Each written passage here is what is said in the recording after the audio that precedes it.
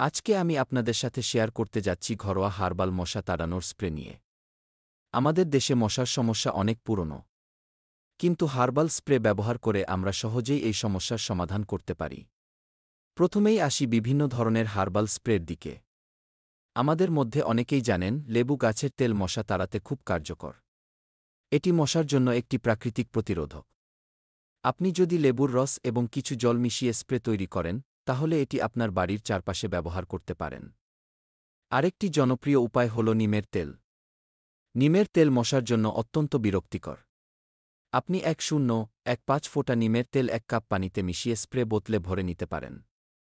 এটি আপনার বাচ্চাদের জন্যও নিরাপদ। এখন আসুন আমরা কিছু টিপস নিয়ে আলোচনা করি, বিশেষ করে শিশুদের জন্য। শিশুদের ত্বক খুবই সংবেদনশীল। তাই স্প্রে করার সময় নিশ্চিত করুন যে এটি তাদের ত্বকে সরাসরি লাগছে না। স্প্রে করার আগে তাদের জামাকাপড়ে স্প্রে করুন যাতে মশা দূরে থাকে। একটি গুরুত্বপূর্ণ বিষয় হল ঘরোয়া স্প্রে তৈরি করার সময় সব সময় প্রাকৃতিক উপাদান ব্যবহার করুন, যেমন তুলসী পাতা, পুদিনা পাতা এবং লেবুর খোসা। এগুলো মশা তাড়াতে খুবই কার্যকর। এখন যদি আপনার বাড়িতে মশার উপদ্রব বেশি হয়, তাহলে আপনি কিছু মশার জাল ব্যবহার করতে পারেন।